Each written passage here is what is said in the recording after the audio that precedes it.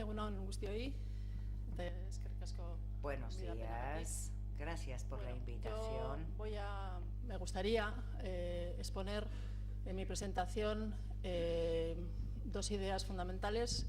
Una es el hecho de que la música, el tejido musical fue robusto en el País Vasco y después, como veremos también, fuera de lo que es los límites de la comunidad autónoma, ¿no? Pero en el ámbito de lo vasco fue un tejido robusto gracias a los agentes que lo fueron tejiendo.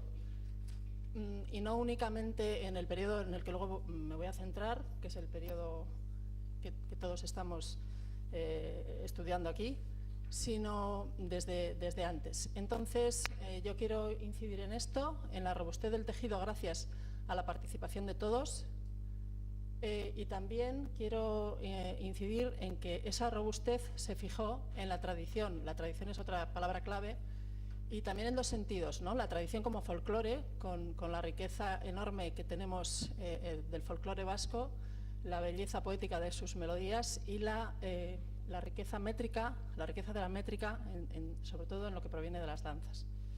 Eso es fundamental. Pero también la tradición, me parece, en hacer las cosas bien. Creo que tenemos esa tradición o esa naturaleza en nosotros mismos. Me parece que en general es un pueblo industrioso, es un pueblo que teje las cosas y tradicionalmente le gusta hacer bien las cosas. Y eso es lo que son, diríamos, las dos ideas marco con las que ya quiero abordar mi presentación.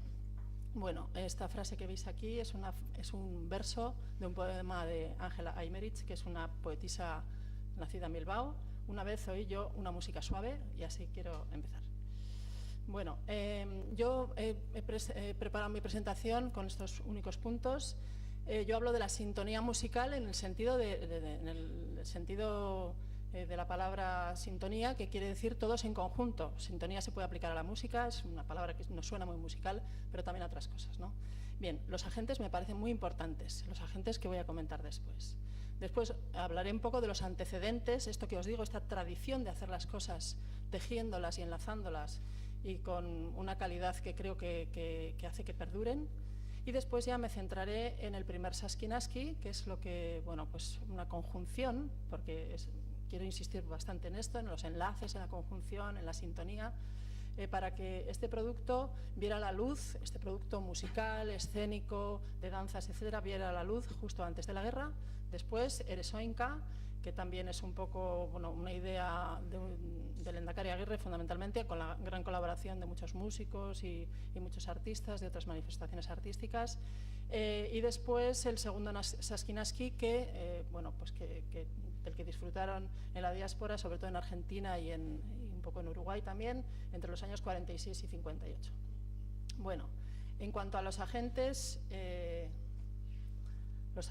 son la etnomusicología, es decir, esas personas que se dedicaron a investigar el folclore, las dos fuentes fundamentales del folclore, que son las canciones y las danzas. Y cuando digo investigar, me refiero a investigar con rigor, utilizando los métodos más modernos de la época y con mucho conocimiento también de la música. Después, algunas de estas personas, y no solo los musicólogos, sino también otros compositores, se dedicaron a elaborar con este caldo de cultivo, ¿no? Con estos dos elementos fundamentales del folclore, las canciones y las danzas, se dedicaron a imbricarlas en su propia creatividad en la composición para mostrarlas al mundo. Esto fue una gran ilusión que hubo a finales del siglo XIX, como veremos, y también principios del XX. Bueno, después la interpretación. La música tiene que ser interpretada, si no es como si no existiera, ¿no? Tiene que sonar. Otro de los agentes importantes es el mecenazgo, y aquí hay que admitir que hubo en aquellos primeros años del siglo XX hubo un mecenazgo de las instituciones. Muchas instituciones pues lanzaron certámenes, concursos, incluso congresos. A finales del siglo XIX hubo un congreso internacional sobre música sacra, por ejemplo, y todos estos certámenes, concursos, etcétera, que están en muchos ámbitos, en la composición, en la etnomusicología, pero también en el órgano, en las bandas, en cantidad de elementos que llevan la música al público, pues fueron lanzados por las instituciones, pero no podemos olvidar a los mecenas privados. Hubo muchos mecenas privados entre la burguesía bilbaína, muchísimos, también en la burguesía donostiarra, y estas personas también contribuyeron a que la vida musical antes de la Guerra Civil fuera por esta zona, ¿no? Fundamentalmente en estas dos ciudades, estuviera a la altura de Europa. Y en aquel momento decir a la altura de Europa es decir a la altura del mundo, porque antes de la Segunda Guerra Mundial todo se cocía aquí, ¿no? En este lado del Atlántico. Bueno, los mecenas fueron fundamentales. La educación, porque todas estas personas, tanto los compositores como los intérpretes, como las instituciones y como los mecenas privados, enseguida se dieron cuenta que esto, o sea, que la educación, el tejido educativo y una buena didáctica es fundamental para que esto permanezca y salga a la luz. Es muy importante. Entonces se hicieron academias, asociaciones culturales, el conservatorio, cantidad de instituciones, luego veremos algunas, para que esto no se perdiera, porque si no se pierde. Y después la ciudadanía. La ciudadanía, el público es fundamental. Algunas personas que están aquí pertenecen al mundo de la música y saben que sin público no somos nada. El público es fundamental y el público tiene, una de las características, creo, del público vasco fue el orgullo de sentir lo propio, de estar orgullosos de ello y disfrutarlo. O sea, aquí cantidad de instituciones culturales, artísticas y la música en particular se hizo para el disfrute propio. Bilbao, por ejemplo, era una ciudad impensablemente turística en aquellos años y, sin embargo, la música florecía por todas partes para disfrute propio. Eso es muy importante porque entonces la ciudadanía también lo va a mantener. Bueno, entonces el folclore con sus dos fuentes principales salió a la luz gracias a todos estos agentes, todos además con la misma importancia desde mi punto de vista. Bien. Después, os voy a citar algunos antecedentes del siglo XVIII para ver la importancia de todo esto que os he dicho, la tradición, no solamente en el lado más folclórico o del folclore, sino también en el de hacer las cosas. Bueno, en el XVIII, os he puesto esa frase que decía Azcue, que decía que no recordaba dónde lo había leído, en cuál de los textos de Voltaire, pero Voltaire, que nació a finales del siglo XVII, pues decía, no sé en cuál de sus obras definió al pueblo vasco diciendo, es un pueblo que montado a caballo en el Pirineo pasa su vida cantando. Voltaire nació en 1694. Bien, o sea que en el siglo XVIII ya los vascos cantábamos a caballo de los Pirineos. Bueno, veis esas fechas, tampoco las voy a leer todas, ¿no? Pero sí es importante, por ejemplo, que en el 1764 se creó la Real Sociedad Vascongada de los Amigos del País. Se crearon también en España otras sociedades similares, pero en esta es la única que se hacía música, que la música era tan importante como los estudios de otras materias humanas, no solamente las ciencias experimentales o la literatura, sino también la música, era la única. Esa es una gran característica. Bien, después se crea el Seminario de Vergara y se hacían 2 conciertos a la semana y también música vocal y género lírico, fijaros, qué importante. Bueno, se crea en 1780 una escuela de música y la primera social de conciertos en San Sebastián. Bueno, esta es una partitura que se publica en París en 1813, un sorchico de una tal Madame de Mazarredo, que no se sabe quién es, no se sabe si es Antonia de Moyúa y Mazarredo, nacida en Vergara en 1757, no sabemos dónde muere, o al menos yo no tengo esos datos, y sobre este sorchico tuvo conocimiento Aita Donostia. Entonces no se sabe si es de ella o es de su hija, Juana de Mazarredo y Moyúa. Había una costumbre entre las familias burguesas de casarse entre ellos. Bien. Entonces, además de madre e hija, podían ser primas, tías, sobrinas, bueno, un lío familiar de estos. Pero la cosa es que es de una de estas Madame de Mazarredo que en 1813 edita en París un sorchico. Bien. Otro antecedente en el siglo XIX en Bilbao es este dibujo de Juan Crisóstomo Arriaga, es de él mismo, que está en el Museo de Bellas Artes y representa una sesión de música en Bilbao. Está dedicado a la señorita Luisa de Torres, que es la que está ahí en el piano, no sé si le veis ahí. Esa es la niña que tenía 2 años más que Juanito Arriaga, que parece que estaba, prendado de ella, no sé. Juanito Arriaga nos mira desde ahí, no sé si lo veis. Es el que toca el violín y está mirando al público. Ellos, en aquel momento, los atriles no existían o no era tan común, se sentaban los instrumentistas en torno a una mesa y leían las partituras de ahí. Juanito es el que mira al público. Y esta niña, Luisa de Torres, era hija de una familia burguesa de Bilbao, los Urquijo, que han dado después mucho que hablar. está en el Museo de Bellas Artes. Lamentablemente no está expuesto, pero está en el museo. Bien. Este es un óleo que hizo Alberto Arrue, recreando ya a principios del siglo XX la partida de Juan Crisóstomo Arriaga. Juan Crisóstomo Arriaga va a estudiar a París. Va a estudiar a París en 1821, eso es enormemente pionero también. Después los nuestros fueron a estudiar a París a principios del siglo XX, ¿no? Como Azcue, Donostia y algunos también, como Isasi, por ejemplo, fueron a Alemania. Algunos compositores sobre todo iban a París, pero ya Juanito Arriaga va a París a principios del siglo XIX. Bien.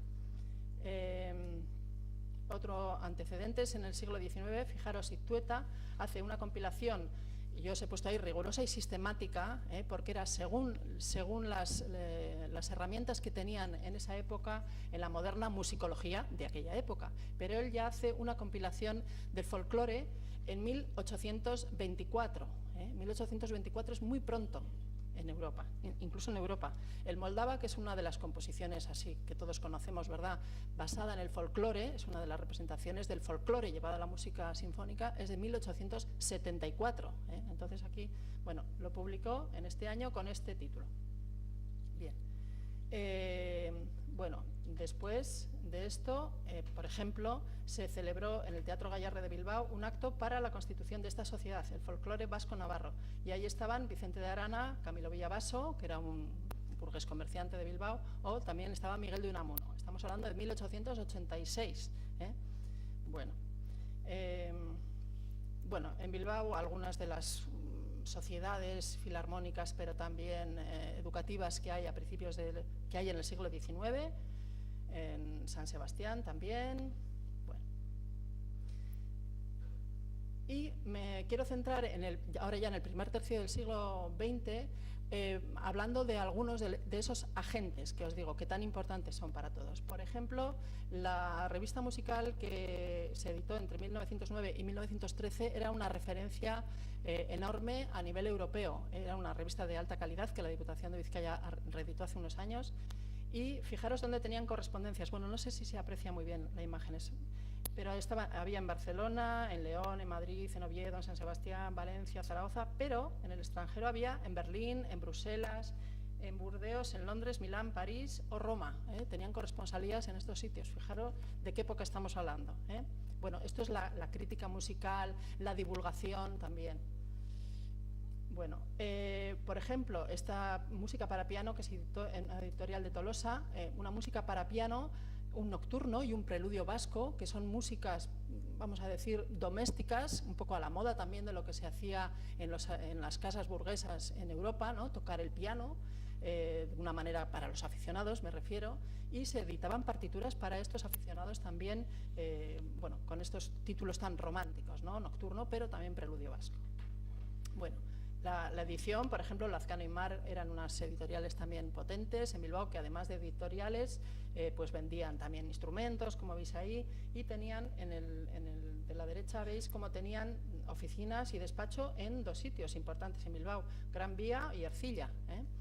Bueno, también hay anuncios de pianos, la Casa Dotesio era muy importante, pianos Erar, los pianos Erar eran unos pianos muy buenos, ¿no?, en aquel momento, o los gramófonos perfeccionados. Fijaros esto, por 75 pesetas podíamos comprar un gramófono perfeccionado. Bueno, la vida musical era verdaderamente rica en estos años. Y también la publicidad afectaba a los particulares. Se podían anunciar por 4 pesetas, por 4 pesetas no. Si se suscribían a la revista, podían anunciarse los profesores particulares, la escuela de canto en la Plaza Nueva, número 8, etcétera. Pero también se anunciaban, fijaros, gente de Madrid o de Valencia. O sea que era una revista que tenía una importancia muy grande. Bueno. Esto es un concierto de la banda de música en el Arenal en el año 9, repleto de público. Esto es el público que asiste al cortejo fúnebre de Usandizaga en 1915. Fijaros cómo estaba esto abarrotado, y aquí cómo le reciben en el Teatro Victoria Eugenia. No sé si se aprecia bien, los músicos están ahí arriba de las escaleritas, de las 3 escaleras, está la orquesta del teatro recibiendo el cortejo fúnebre, que se ve aquí en primer plano. Esto es el público. Bueno, a la muerte de un músico, no sé si ahora habría tanto público a la muerte de un compositor, ¿verdad? Bien, esto es Amaya al aire libre en Guernica en 1923. Fijaros por el atuendo de las señoras, son señoras que pertenecen desde luego también a la burguesía, ¿no? Hay un poco de todo lo que vemos ahí. El público como enlazado, todas las personas melómanas sin importar la ideología o importar la clase social. Bien, estos son algunos de los participantes cuando se estrenó Mirentxu en el año 10 en el Teatro Campos Elíseos de Bilbao. O esto es cuando hizo una tercera versión Guridi en el Arriaga en el año 34 y, por cierto, tal como comentaba ayer Javier Villar, el cartel lo hizo Aurelio Arteta en el año 10 y lo editó, fijaros, Mar y Cía, la editorial que hemos visto antes en el anuncio también. Bueno, todo está imbricado, todo está enlazado. Bien, en un concierto de la Orquesta Sinfónica de Bilbao en el año 23, en la Filarmónica, vemos conciertos de la banda, al aire libre, conciertos en Guernica, conciertos en la Filarmónica, que es una sala que ya entonces era una de las salas con mejor programación de Europa, a nivel de la sala Pleyel de París, la Wigmore de Londres, todas estas. Bueno, por ejemplo, aquí en el epílogo yo lo he tomado esta imagen del cancionero de Azcue editado en el 90, ¿no?, por Euskaltzaindia, cómo aquí está diciendo Juan Carlos Gortázar, que era uno de los apóstoles en la Filarmónica, cómo había dado conferencias el señor Azcue en el año 1918. O sea, las conferencias también, la divulgación desde las conferencias en la Filarmónica. Aita Donostia dio un montón de conferencias también en la Filarmónica, que aparentemente una sala burguesa, una sala... Pero a todo el mundo le interesaba un poco todo esto que se estaba conociendo, ¿no? Bien, y la divulgación. El cuartito, que son estos famosos motor generador de la Filarmónica y de tantas otras cosas, ¿no?, de la Academia Musical Vizcaína, Conservatorio después, etc. Bien. Aquí están los dos grandes etnomusicólogos que son Azcue y Donostia, bueno, también con Aranzadi. Y aquí está, esta foto es preciosa, lo que pasa es que es de mala calidad, es Aita Donostia a pie de obra, he puesto, en el Valle de Baztán, recogiendo los cantos, las danzas, las tradiciones directamente, ¿no? Estas son las fuentes principales, verdaderamente esto es un trabajo riguroso. Bien, entonces, ya con esto pasamos al primer Saski-Naski, cuyo objetivo fue esto, dar a conocer y escenificar, ¿no?, pero a través de la música, las danzas, etcétera, las tradiciones vascas. Bien, se constituyó en el año 28, en Donostia, en la junta directiva estaban todos estos y nombraron socio de honor pues al alcalde en aquel momento. Quiero decir, la imbricación otra vez de las instituciones con los promotores, con los compositores, Aita Donostia también estaba ahí. Bien, tenía un coro mixto, veis que procedía del Orfeón Donostiarra, había una orquesta que procedía de la Orquesta Sinfónica de San Sebastián entonces, pero también venían grupos de danzas de Berry, Tardet, Seispur, etcétera. Bueno, así se constituyó. Fijaros qué solistas tenían, la actriz francesa Lulu Rudanés, pero la actriz, no, bailarina y actriz, perdón. Pero Nicanor Zabaleta, al arpa, por ejemplo, María Jesús Lizarra, una gran cantante. Bueno, en su tercera actuación, pues estuvieron allí la reina madre y la reina Victoria Eugenia. Bueno, todo el mundo a disfrutar de la muestra del folclore vasco imbricado ya en la composición de compositores de talento y oficio, que es lo que eran Donostia y todos estos. Bien, actuaron, este primer Saski-Naski actuó en París, en Bayona, San Juan de Luz, Ustaritz, Vitoria y Pamplona. Bien, este es el cartel que está en el Museo de Bellas Artes también de Pedro Antequera, el Saski-Naski, este canastillo de revoltijos, y a partir de ahí ellos querían, como digo, dar a conocer la tradición, pero no de manera primaria, vamos a decir, que es como son las tradiciones, ¿no? Ellos las sacan de las fuentes primigenias y las llevan a través de la composición, las danzas, las coreografías, etcétera, a conocimiento del gran público. Por ejemplo, Aita Donostia se empeñó en que una de las obras del Saski-Naski fuera esta, Los Ferrones de Mirandaola, que se sigue haciendo esto. Bueno, esta ahora es una atracción turística, desde mi punto de vista, pues más interesante lo que hizo el Saski-Naski, ¿no? Bueno, que cuenta esta tradición, ¿no?, que los ferrones estaban trabajando un día festivo y les apareció en la cruz, ¿no?, en el 1580. Entonces, Aita Donostia, claro, también quiere dar a conocer la tradición religiosa y todo esto. Bien, entonces el Saski-Naski le sirvió para ello. Fijaros el cartel tan bonito que hicieron en la primera representación y el programa de mano que dieron a las personas, a los asistentes, partiendo de ese cartel de Antequera. Bueno, Y aquí su actuación, bueno, esto es un dibujo que hicieron cuando actuaron en los Campos Elíseos de París en 1929. Ir a París en 1929 es ir al mundo, bueno, sabemos que Diaghilev había estado en San Sebastián. Diaghilev era el promotor de los ballets rusos, ¿no? Y le había gustado la vida musical de la ciudad también, la vida, por supuesto, turística, etcétera. Pero diríamos que todas estas personas tan influyentes en aquel momento abrieron las puertas también al Saskinsky. Bien, Coro de Anguleros del Nervión, que es un dibujo que hizo George Scott en esa actuación en el Campos Elíseos de París. Y después viene la guerra, Eresoinka. Eresoinka fue bueno, un empeño del Lehendakari Aguirre por llevar la cultura vasca, o a través del canto. Para él los coros eran fundamentales, también las coreografías, etcétera, ¿no? Pero llevarlo, como veis en esa carta, ¿no? Cómo él se empeña, además. Bueno, he puesto ese paréntesis, y después: no puede regatearse nada. Tengo la ilusión de que nuestro coro sea el mejor y que hayan escuchado, el mejor que hayan escuchado los públicos selectos de Europa y América. O sea, el empeño era hacer algo de mucha calidad, Bueno, su objetivo era no era era una embajada cultural, con lo que esto significa. Bueno. Se constituyó en Sara en 1937, era una masa coral mixta que estaba compuesta por 110 artistas vascos en el exilio. Gabriel Olaizola era el director de este orfeón y fue, bueno, el enlace directo para crear esto, ¿no? Bueno, y todas estas personas que estáis viendo ahí. El repertorio era de Aita Donostia, de Guridius, Andizaga, Uruñuela, Almandoz, Olaizola Valdés, Goicoechea, Gallastegui, y también de compositores antiguos, por ejemplo, Josquin Desprez y Janekin, que son grandes compositores antiguos, o Anchieta, compositor guipuzcoano antiguo. Bien, su actuación fue intercalada con escenas teatrales, cortas, danzas, fijaros los decorados de todas estas personas, ¿no? Esto es un poco el equivalente a lo que hacían los ballets rusos. Con los ballets rusos colaboraban compositores como Stravinsky, ¿no? Y decoradores y diseñadores de vestuario como Picasso. Bueno, pues esto es lo nuestro, ¿no? Para nosotros, o para el Eresoinka, colaboraban estos compositores, que desde luego Guridi es un compositor de altura, tengo que decirlo, y algunos otros de estos diseñadores de vestuario y de decorados que son de altura también. Bueno, este es un anuncio de Eresoinka en Londres, un hombre anuncio que está anunciando su actuación en Londres, y este es un cartel que lo anuncia en París. Bueno, actuaron en París, Ámsterdam, Bruselas, Londres, La Haya, Rotterdam y Hilversum. Bueno, aquí están ensayando en este chateau a las afueras de París, en Saint-Germain-en-Laye, y aquí están a través de la radio. Y esto es lo que dijo el Lehendakari Aguirre, se lo dijo a Gabriel Olaizola en Santander en el año 37: si caemos, nos dedican un recuerdo y sigan cantando. Bueno, esto es lo que también, a través del enlace entre música, artistas plásticos, la danza, la coreografía, etcétera, se quiso mostrar al mundo.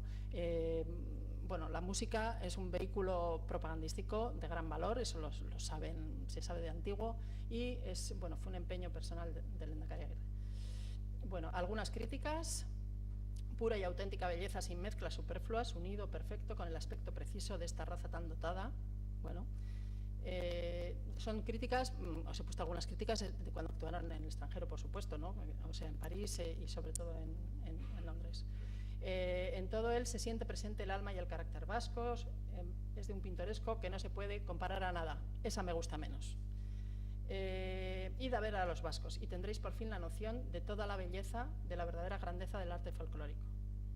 O un arte puro, elemental, que emana de un pueblo sano, enamorado de la belleza y de la libertad. Bueno, pues estas son algunas de las críticas que recibió el grupo. Y bueno, y esto es lo que dejó escrito el Lehendakari el 4 de diciembre del 39. La Providencia ha querido que el nombre de Euskadi, en muchas formas, y una de ellas por medio del arte, sea conocido. Es interesante, ¿verdad?, que seamos conocidos por medio del arte.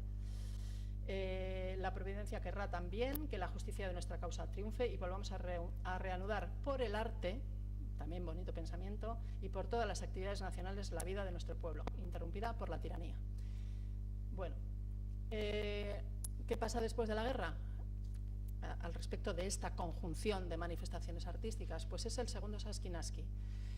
Aquí el objetivo es doble, es un objetivo cultural artístico, sin duda, pero es, como decía ayer Joseba, es también un objetivo de cohesión social. Los vascos en la diáspora quieren también ya lo tienen, quieren poner de manifiesto el vínculo que los une. Bien. Y además, de paso, pues hacer relaciones sociales, relacionarse, divertirse también, claro. El promotor fue Luis Mújica, un guipuzcoano exiliado en Buenos Aires. Él era escenógrafo y fue el director artístico de este grupo, del segundo Saski-Naski. El otro alma fue Francisco Aita Madina, otro compositor que seleccionaba, también hacía esa tarea, ¿no?, de seleccionar las piezas del folclore, las adaptaba en cada caso a lo que había. A veces solamente tenían un chistu y un tamboril, pero a veces igual contaban con un par de pianos o con una pequeña agrupación de cuerda, y hacía esos arreglos musicales. Bueno, también él hizo 3 piezas originales para el espectáculo. Bueno, el grupo de baile principal venía del Laurak Bat, pero también colaboraba en Acción Vasca en la Argentina, Emakume Abertzale Batza y Centro Denak Bat de Mar de Plata. También salió aquí ayer este comentario, ¿no?, que verdaderamente aquí hubo problemas, estaban bastante peleados. Bueno, de hecho el estreno estuvo a punto de no hacerse por las diferencias con estos del Laurak Bat. Bueno, su carta de presentación era esta: respetar, admirar y conservar la esencia del folclore, tratando de darle la mayor difusión posible dentro de un sentido de alta jerarquía artística. Eso es muy interesante. Eso ha sido el empeño siempre de todos estos que se han dedicado a investigar el folclore y después a llevarlo al mundo de la, no sé si decir alta composición, pero bueno, de una composición elevada, y difundirlo. El debut tuvo lugar en el 5 de agosto de 1946 en Buenos Aires, y según una reseña de Eusko-Deià, ante una excepcional expectación que excedió el marco de la colectividad vasca de Buenos Aires. Bien, o sea, no solamente era un producto para disfrute de los vascos, sino también para mostrar al mundo la riqueza de nuestro folclore, ¿no? Bueno, actuaron en Buenos Aires y otras ciudades argentinas y en Uruguay. Esta es la portada del segundo acto de Saski-Naski que hizo Néstor Basterrechea. Bien, y el anuncio de una función en 1954, Evocación del Norte Argentino y Rapsodia Vasca. Bien, y este es un boceto de figurín que hizo Luis Mújica, el que os he dicho que era el promotor, para, bueno, pues para una de las actuaciones que mostraban las danzas de la Guardia. Bien. Luis Mújica, cuando presentó el Saski-Naski en 1946, dijo esto: hemos querido seguir impregnando nuestro amor filial con la humedad verde de las lejanas montañas de nuestra madre Euskadi. Preciosa frase, muy poética. El culto a nuestra tierra, el ineludible deber de dignificarla. Interesante, siempre dignificarla. Saski-Naski pretende, pues, facilitar vuestro conocimiento de nuestro país. Hemos untado nuestra inspiración en la rica paleta de nuestro folclore. Bueno, Aita Madina, no sé si le veis. Ahí está, estaba en el centro de la foto. Es que no sé si, es que desde aquí yo tampoco veo si estoy señalando bien, pero bueno, está más o menos en el centro de la foto. Al lado de una mujer que lleva como una camisa blanca. Bueno. Y un poco por llegar al final, esta es la carta de Luis Urquijo cuando muere Jesús Guridi el 7 de abril de 1961. Él era embajador de España en Estados Unidos, y bueno, yo un poco también por apuntar desde el otro lado este enlace, ¿no? Este enlace que a través de la música, o la música que nos une, pues todos han puesto este empeño. Luis Urquijo, una persona puesta por el régimen de Franco como embajador de la burguesía con orígenes en Llodio, pero sin embargo, fijaros en esta carta que envía, muy entristecido por la muerte de Guridi, os he subrayado esta frase tan bonita que dice que en cuanto se enteró pasaron por su mente aquellos días felices del caserío. O sea, quiero decir que verdaderamente el folclore y lo vasco y la esencia es amada, me parece a mí, que por todos, ¿no? O al menos por todos los que sean melómanos. No pueden, nadie puede negar la belleza, la riqueza métrica, los colores de las melodías del folclore vasco, sin duda. Bueno, y ahora ya para terminar, vuelvo otra vez al siglo XIX, a esa primera edición de un sorchico en París, nada menos que en París en 1813. Todavía no había llegado Juanito Arriaga, que llegó en el 21, y a estas dos señoras, a una de estas dos, le editaron este sorchico que vamos a escuchar. Es una pequeña versión. Lo que veis aquí, la partitura, es una versión para piano y lo que vamos a escuchar es una versión, la única que he encontrado grabada, para guitarra. Por cierto, está en un disco de un ensemble, el ensemble de Atesarón, que en San Sebastián también se reúnen y alguna vez han hecho actuaciones. Yo he ido al Museo San Telmo a verles, de música y coreografía y escenificación, un poco en esa estela de estas agrupaciones, ¿no?, que muestran la música vasca. Bueno, escuchamos esto, es 1 minutito y medio y ya termino.